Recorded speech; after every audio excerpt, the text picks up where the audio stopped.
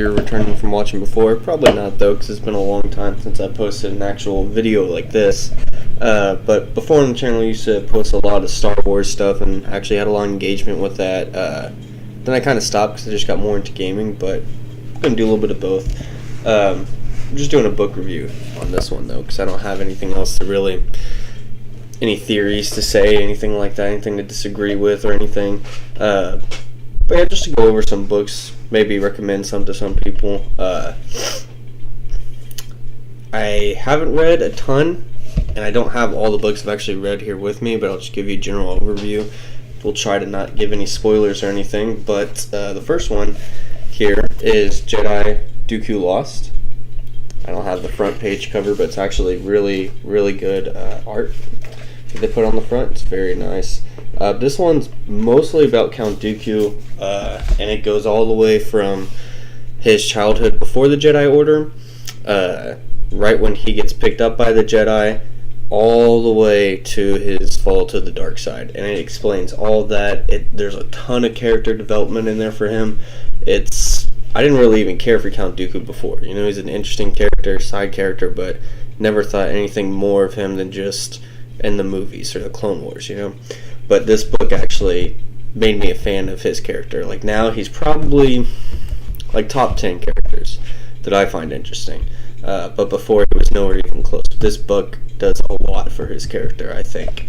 So if you're trying to get more into that, or you just want to give it a try, or you're just trying to get into Star Wars books, I'd recommend that one. Really good. It's in the middle of everything, so the timeline's pretty, you can jump around, read any books before or after. It doesn't mess it up much.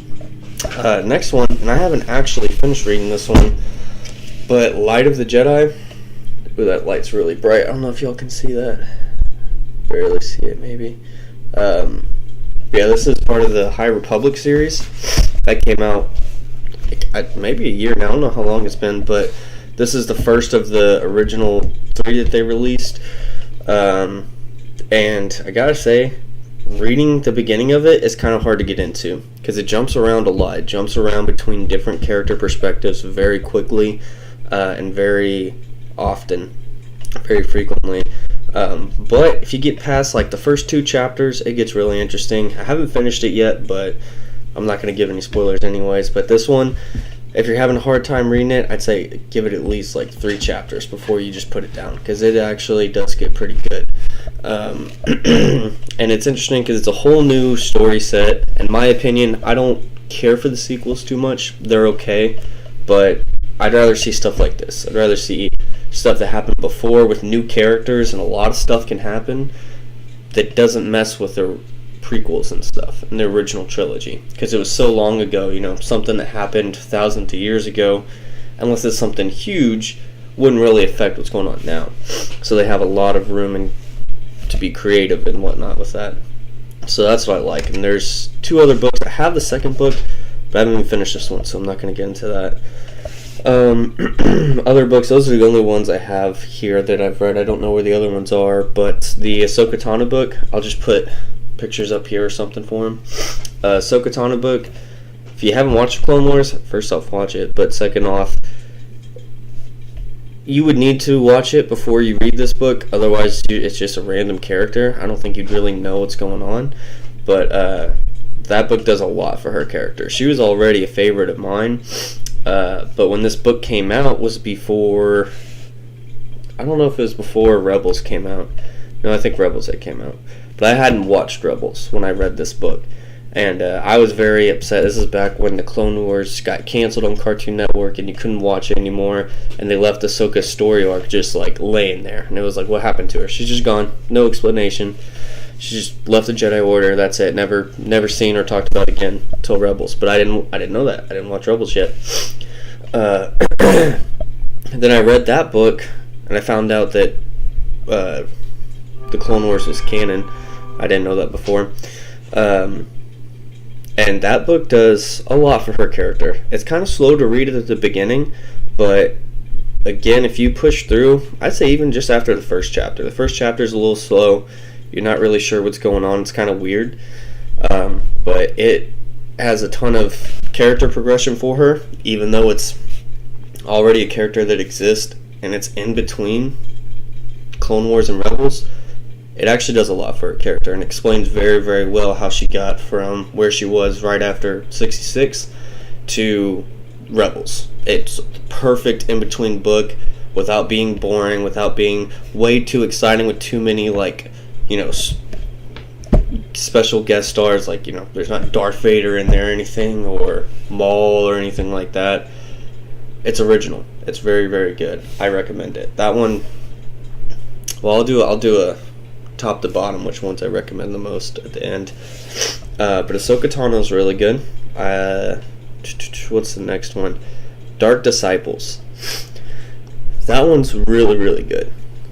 I'll have to try to be careful with what I say about it because I don't want to give too many spoilers. Pretty much, it's from the perspective of Asajj's Ventress. Hopefully, if you watch the Clone Wars, if you're watching this video and you're listening, if not, spoiler ahead. This is after Asajj Ventress gets betrayed by Count Dooku, and, you know, he tries to kill her, doesn't work out, whatever. Where she leaves off in the Clone Wars, this is where that book picks up. It's right after that, and it ends before Order 66, so right between those two events. Okay, I'm not going to tell you everything that happens, but really, really good author. This is just a personal opinion because everyone likes to read and talk differently, but the way that she wrote the book and the way that the narration is just really sat well with me. Probably my favorite author of all these books written. But it's kind of weird because Asajj Ventress isn't one of my favorite characters. She's probably like one of my least favorite, honestly. You know, she's there, it's cool, but this book was very interesting despite that. It does have a little bit of Count Dooku in there, and it has someone else in there. It does have Quinlan Voss in it, but I won't tell you how he's connected because that'd be a spoiler. But it is very, very, very interesting. It's a very good narration, very good story overall, and it actually has a lot to do with the Night Sisters. So if you're looking for a book that's canon, it is canon, and you're trying to learn a little bit more about the Night Sisters without just literally Googling it, this book has a little bit of that in it. Not a ton, but a little bit, and it's really good. I like it. Next up would be... What's another one I read? Was that the last one? No, there was one more, I think. No, that's 1, 2, 3, 4. I think that's it. If I remember one, I'll post it on like a TikTok or something, which you can follow in the link below and stuff. But for the list, I would definitely go... It's so hard to say, but Jedi Dooku Lost, probably my favorite, right?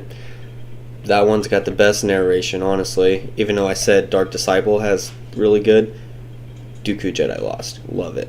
The switch between perspectives of characters and stuff is just perfect. So Dooku Jedi Lost, then Ahsoka, because Ahsoka is my favorite character. So even if that book was terrible, it would still be in the top 3. But it is still very good. So for reading, I'd still put it at a 2. Then 3, Dark Disciple. Then 4, Light of the Jedi. Just because, like I said, that one I put down several times. Dark Disciple might even actually be number 1. Dooku Jedi Lost, it took me, maybe 3 days to read. I had to put it down because I had stuff going on. Can't sit there and read a book forever. But Dark Disciple, I had a day off. I started reading it, and I literally could not put it down. I read it in 3 hours, however long it took me straight. That's how good it was. I didn't need to put it down and take a break and be like, okay, I'll pick it up tomorrow, or I didn't want to put it down. It was like watching a YouTube video, You go to the next one, you fall in that rabbit hole. That's how this was. And that's the only book to date that I've read that has done that for me. So, you know what? I'm actually going to say Dark Disciple 1. Dark Disciple, Jedi Dooku Lost, Ahsoka, and then Light of the Jedi, just because Light of the Jedi had the opposite effect. I still haven't finished it, and it's been like a month. It's good, but it's just not as, I guess, engaging. It doesn't really make sense because it's a book, but I don't know. It just doesn't do the same thing for me that the other ones do. But it is still interesting, so I am going to finish it. But it's definitely not, oh man, I can't put this down. But yeah, those are the 4 that I've reviewed. I think those are the only 4 I've read. If I remember one, I'll post something somewhere. But if you guys like this, like it, let me know. I have a bunch of books I haven't read, so I'll try to read like 4 more. And if you guys like this enough, I'll post that up. But yeah, other than that, thanks for watching. Hope you enjoyed. And if you want to see more stuff like this, just let me know.